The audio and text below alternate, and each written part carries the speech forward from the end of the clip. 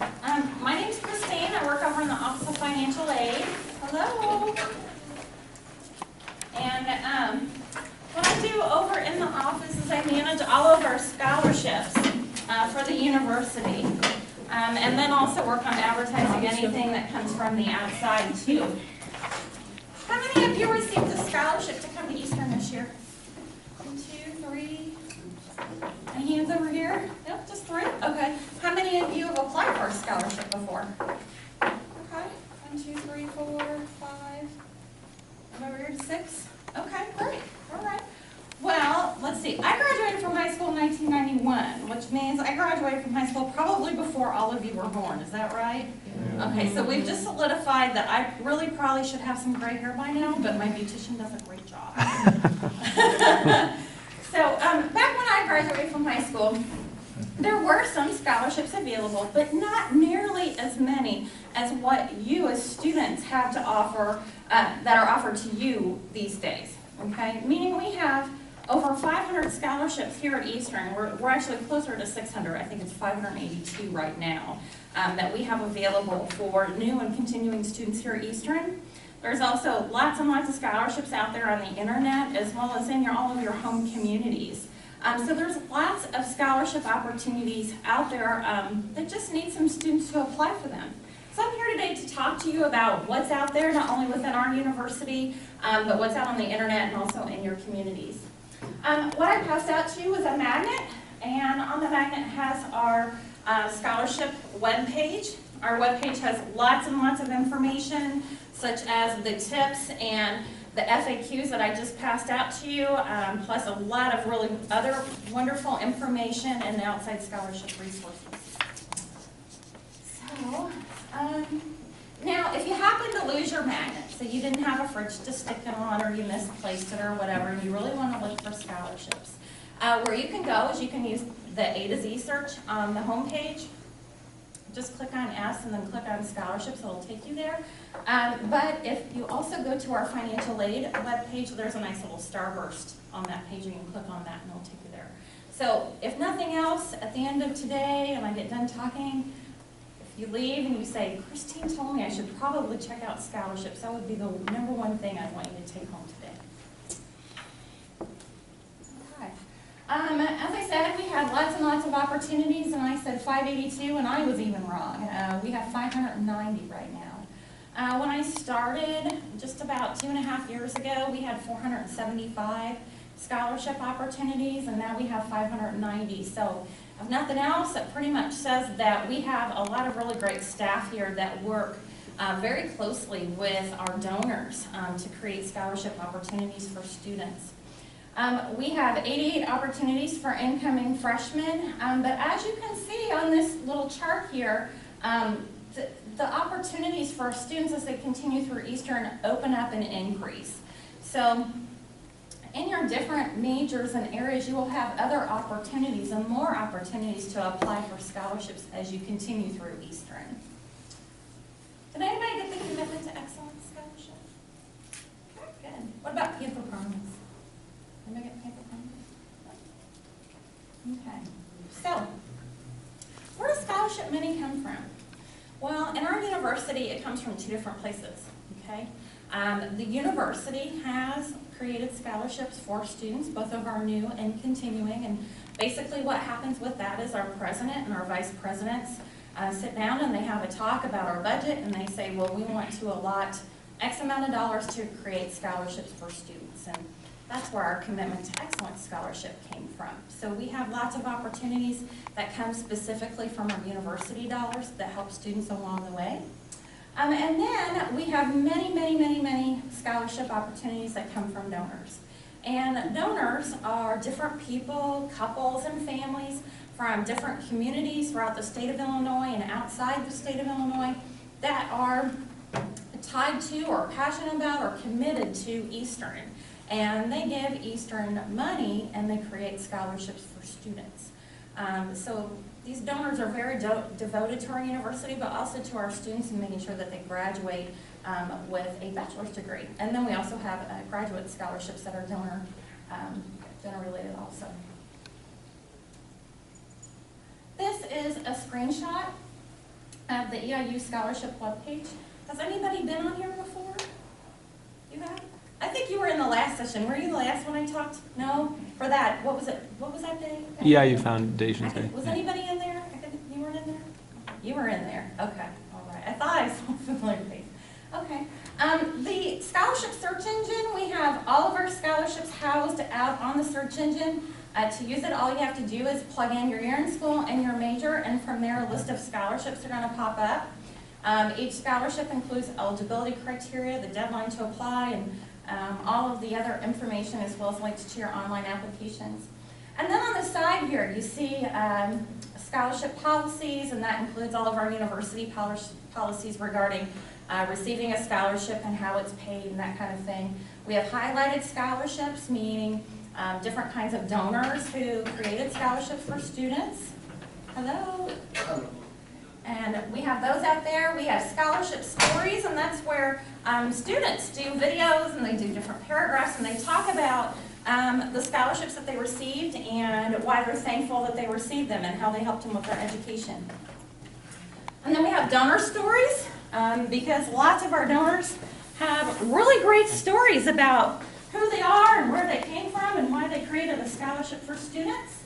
And then we have our merit scholarship calculator, and then below we have tips, which are two of the sheets I passed out to you today. And then we have outside scholarship resources. Now, that tab is probably one of the most important tabs outside of the scholarship search engine, because there are links to lots and lots of outside scholarships out on the internet that are available at your fingertips. So if you begin looking for scholarships, you can look on our search engine and go there and look further and find all sorts of opportunities that are available. Now is actually the perfect time to begin looking. This is a screenshot of what happens when you click on a particular scholarship that you're interested in. As you can see, there's a lot of text there, so don't worry about that. What basically I want you to know about is the description is always at the top, and that includes your eligibility criteria. So it's always important to read through that to see if you are eligible to apply for the scholarship, because not one scholarship is exactly the same as the other here at the institution. And then below you'll see that to apply link. We have links to all of our online applications. There still are a few scholarships out there that have paper applications in specific department offices. So is anybody in political science? No? Okay, well, you looked out there. Political science, you actually have to go get the paper application, but many of the departments do have online applications where you can retrieve the application, or you can just submit all of your information and click online. And then we have our semester selected and semester awarded, our deadlines to apply, and then contact information. So all of it is right there at your fingertips to find and read through to determine eligibility. Now, one thing to keep in mind, many of our scholarships do have application periods that occur between January and March of each year. So right now is actually the best time to begin looking for scholarships within Eastern, to see what's available out there, to see what you can apply for, and then to get those applications turned in. Some of our earliest departments are English. Is anybody in English? What about sociology? Okay, sociology is towards the end of January. What about biological sciences? Anybody? They are towards the end of February. Hello. Hi. And they actually have an online application. So basically all of our application periods, 80% of our scholarship selections do occur between this time of every year. We do have some fall scholarships that are available, but they are between September and October of each year, and they are specific to colleges and departments. So our only fall scholarships are in the Honors College, the College of Education and Professional Studies, the School of Business, and then in Family and Consumer Science, they do their selections in the fall as well as special education.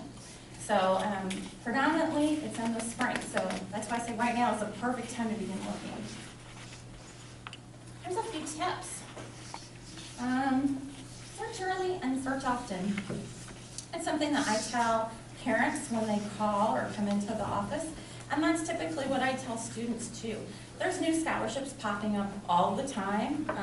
As you heard me say before, our number has increased significantly just in 2.5 years, with regard to scholarship opportunities. So it can really pay off to take a look out on the internet and in your home communities and also on our search engine to see what's available out there. One other thing that we do in our office is outside scholarship opportunities that come in by email or through snail mail. We make copies of those applications, and we do have a shelf on the first floor in the Office of Financial Aid where students can come over and look through those scholarship opportunities and pick up applications. It's really important to know your deadlines. What I always tell students is if you're interested in looking for scholarships, get a notebook, and in your notebook you're going to write down what scholarship opportunities you find, what those deadlines are, where you found them at, and if the application is available, go ahead and print it out and put it in your notebook. And be sure and write down that deadline so you don't miss out on the opportunity to apply before it passes. When it comes to the application, who's completed a scholarship application? We have, what, 4 kids, 4 students? 4? Oh, 5? Yeah. Is it easy to do an application or not? No. Not easy. Okay, what's hard about it? You have to sit there and try to make sure you meet all the criteria before you can do it. Okay. It's a lot of focus and dedicated, like this one I really want. Is that what you really want? Okay. Okay. Yeah. I think it depends on the scholarship because like when I was doing mine, some of them was easier than others because it was like some was asking for like the same thing, and then some was harder than others because it like it's more like I guess exact or something like they ask for more things or I don't know, just certain things would be different, but some be easier and some be harder. Okay. Good. Yeah. I think they're easy, but then it's like kind of like the hardest thing is like finding your reference, like references for your scholarship application. That was like some like you gotta make sure you find the right person that you know they're gonna write something good about you. That I could say that's like the only hard thing. That was bad. You're bringing up some excellent points, and this is very common for students to bring up. A lot of times with the applications, you're going to see a lot of similarities with questions, such as what's your name, what's your address, what's your phone number, when did you graduate, those kinds of things, right? And then there's going to be other things on applications depending on the scholarship and what they're wanting. And that can be those letters of recommendation. Sometimes they'll want anywhere from 1 to 3 letters of recommendation. Maybe that personal essay. We have some in our office where you can just fill out an application and basically it's who you are and where you live, and then there are other ones where you have to submit a personal essay. So that's where it can really, really differ and make things a little bit more difficult and hectic. Here's something that I do recommend to students, and anytime you need help, come by the office and come see me. But I would definitely encourage you to go ahead and create a generic or a template personal essay, because as you go through school here and you apply for different scholarship opportunities, more than likely you're going to be asked to submit a personal essay, and you may have to tweak it a little bit depending on the scholarship that you're applying for, but you could do a basic one that you can submit with general applications. So I definitely encourage you to go ahead and do that. You know, put something together on Word, put it on a flash drive. If you need some help kind of taking a look and making sure it's good or not, come by and see me. You could also probably check in with your academic advisor for help too, but I'm definitely here to help. And then your letters of recommendation. Yes? When you say the general application, can you use like the common app, common application, something like that? Because I know I filled that one for college. Okay. Oh, you're talking about a college application? A college application and a scholarship application do tend to differ a little bit. Are you talking about the essay that was on your college application? No, it was like A website.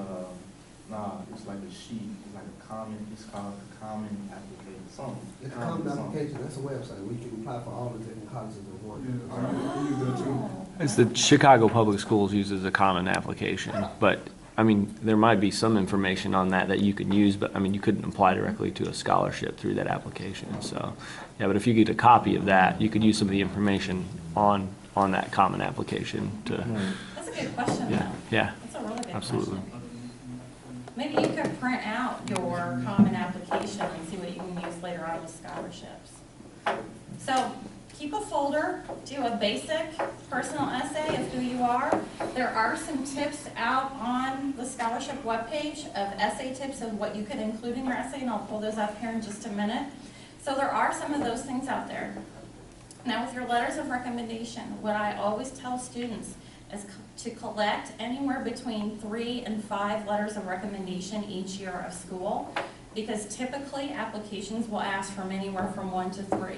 And you may want to mix it up. You can get letters of recommendation from employers, from different supervisors, from any kind of like a volunteer work, or anything in your community or here on campus. You can go to different instructors and professors. Even if you're involved in some kind of a youth group, you could get something from a supervisor there. And then on your letter of recommendation, always have them write it out to whom it may concern, because you can take that letter later on and make multiple copies and submit them with each application. Because our school, we don't have one universal scholarship application. We have where you can apply for scholarships all over the place. And so you may want to have extra copies to add to those applications later on down the line.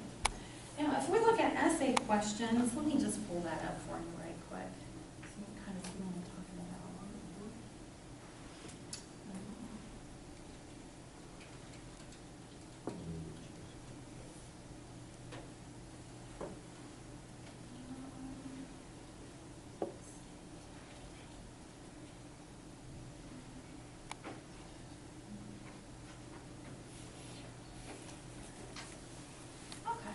Personal essay tips. Can you guys see that there?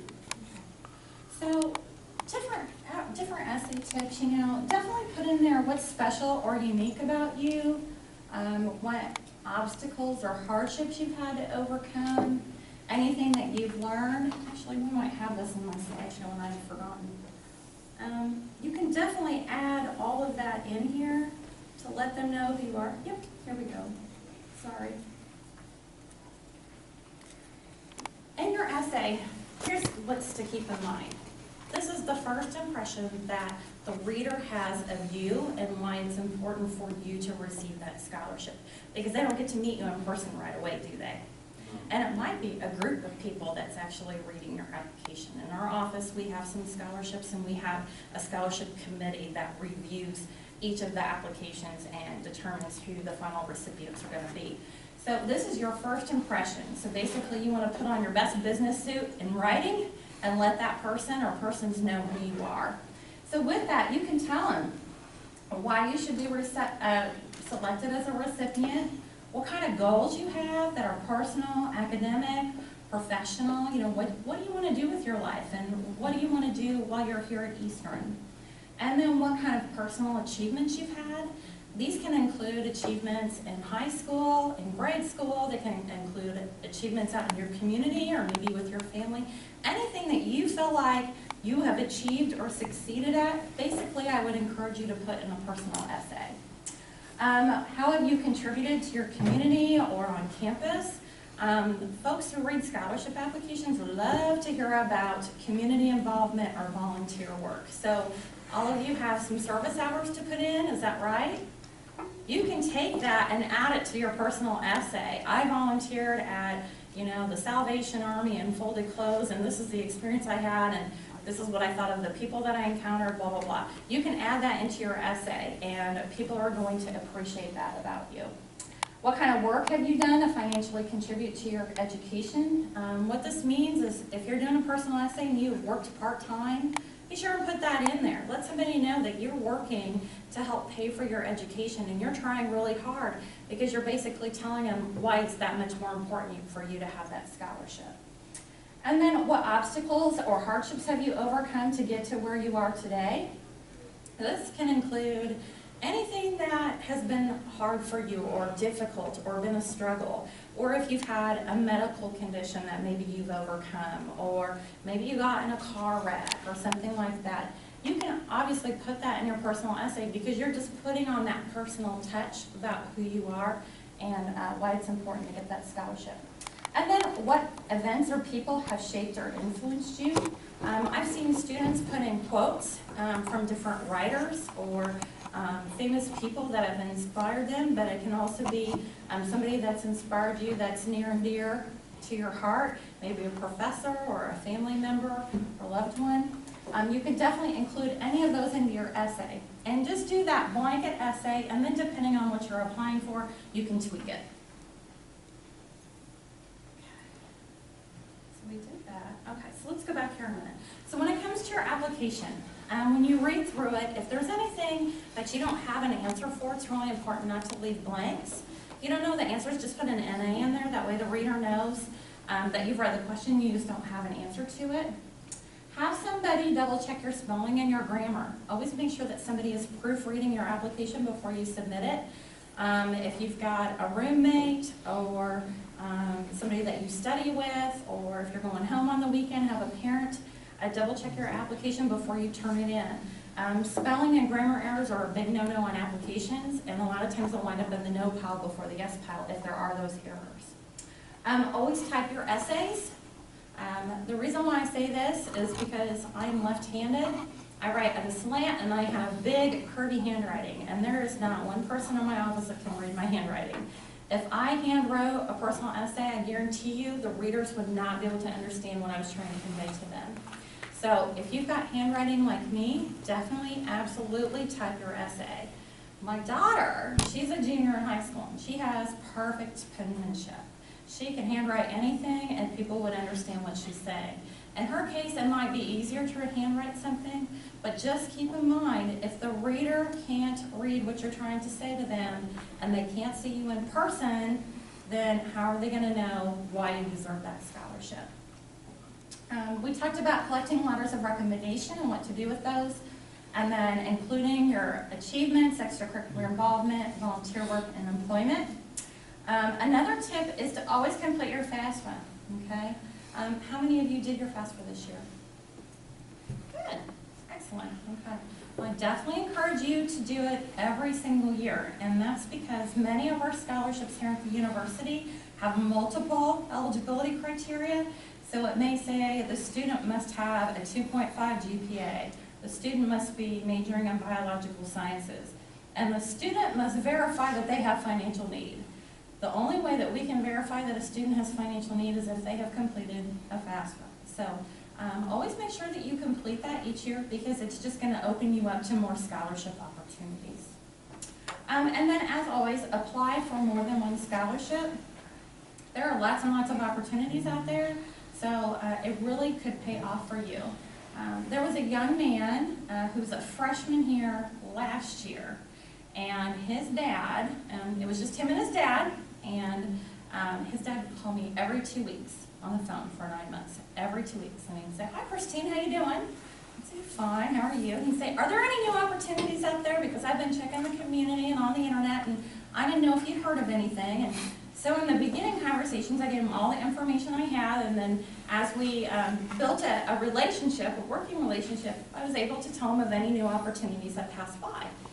And what this dad would do is he would collect all of the scholarship information, he would print out the applications, and then when his son came home from high school, his son would complete the scholarship applications, and then he would mail them into all the different places.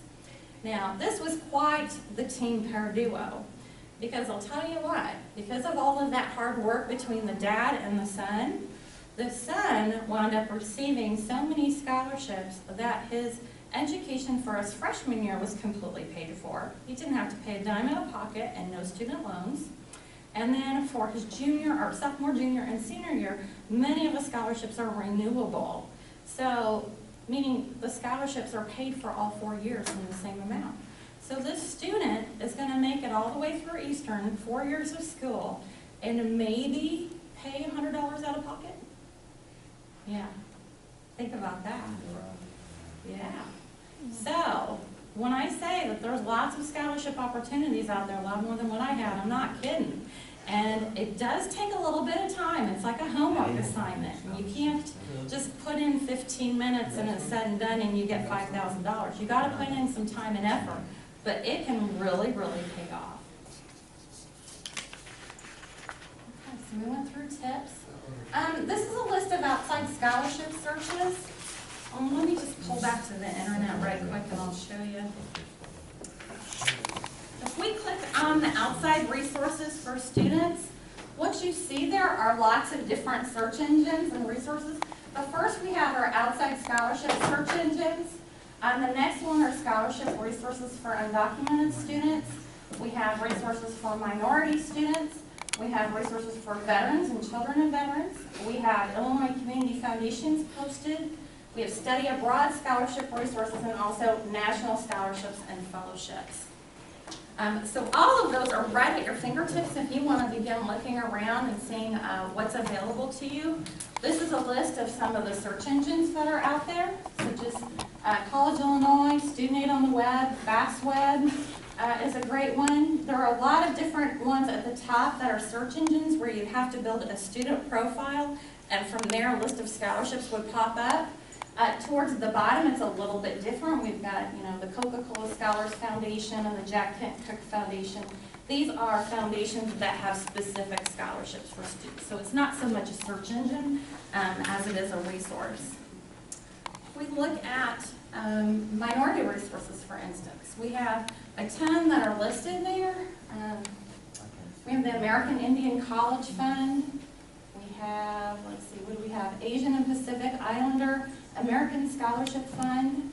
We have the Gates Millennium Undergraduate Scholarship Program. So there are a lot of really great resources that are listed here too, and lots and lots and lots and lots of free money out there. So, and then, oops. Okay. Now let's talk about your homes. Do you guys remember in your senior year of high school, any guidance counselors bringing up any scholarships that are available in your home area? Yes? Yeah. Okay, what kinds of things did your guidance counselor bring up? Do you remember? We had volunteer scholarships. Okay. I think we had a civilian scholarship.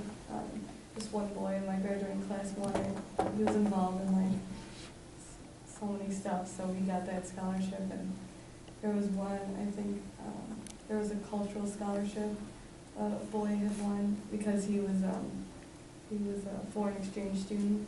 So Okay. just different ones like that they offered. Super. Okay. Back in my high school, we had this thing called AVID, which is Advancement via Individual Determination. It's a class that like get students prepared for like college and stuff like that. And the teacher who I had was like, he was also a history teacher, but he was like the head of the AVID program for my grade. So he gave me like I applied for an AVID scholarship, and then because of like him being a history teacher, he knew somebody who was in the American Legion. So, are you familiar with Boys State? Uh-huh. So when they had Boys State here, I attended it. So because of that, and because I went to Boys State, they had a Boys State scholarship opportunity, and I was able to receive that because I had went to Boys State, and it was like a Boys State and an Eagle Scout scholar. It was a mixture of the two. So did you get Boy State from your school or Boy State from us? Boys State from y'all. Oh, well that came right out of my office. That makes me feel good. Yay. Well, congratulations to you. But what you're saying is that the more opportunities that you put yourself in high school creates those scholarship opportunities as you grow, right? And it's the same thing as you continue through college. Choosing a major, completing classes with your credit hours, maintaining a GPA or increasing your GPA. Those are all going to create scholarship opportunities as well as your extracurricular involvement, whether it be specific clubs or groups on campus or volunteer work on campus or out in the community. That's also going to create scholarship opportunities for you. Now, in your home areas, there's lots of free money flowing around there too. And your guidance counselors in your high schools, before you came on to college, typically would have a file cabinet drawer. And each fall semester, they would get in all these letters and all this information about all these scholarships in the home area that students could get the applications for and apply. And these might be like American Legion or the Lions Club or Bank of America or let's say Citibank, those different kinds of things. So there's lots of opportunities that were in your home area last year, but also this year and the next year and so on. Now, some of these scholarship opportunities are going to be for high school seniors, but many of them are also going to be for continuing students as long as they are residing in the county in which you live in. So what I definitely encourage you to do is, if you're interested in looking at more scholarship opportunities outside of what's on the internet and what's offered within Eastern, is to begin checking at home, or ask mom or dad or a family member or sibling to help you begin looking at home, because your banks, your credit unions, cell phone company, power company, any religious affiliations that you may have, those are all going to begin offering scholarships, and they'll start advertising them here pretty soon. Okay, so do scholarships really help students? Yes.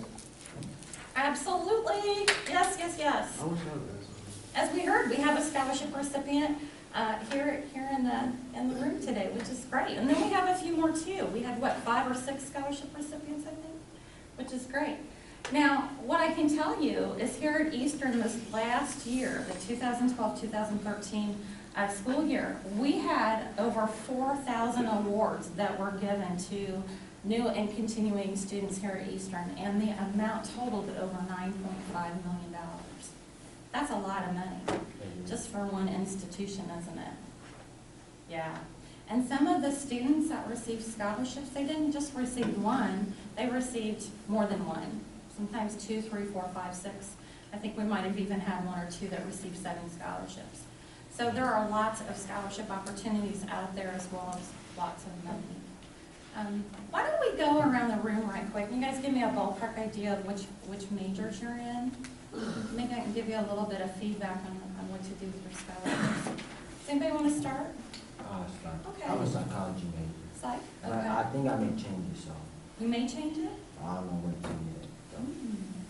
Well, what But do you as of do? right now, I'm psychology. Okay. All right. I'm education. Education? Okay. History. I want to be a history teacher for 4 years. Awesome. No, just 4 years. Then after that, I want to become. Actually, I just want to be a guy who comes to the principal's school, like principal, and I tell the principal, "This is how you need to run your school." And the teacher, "This is how you need to run your classroom." Well, you're not gonna be teaching here any longer. Like, I just want to do that. Like, sit back and say, "Hey, you need to change the way you teach before."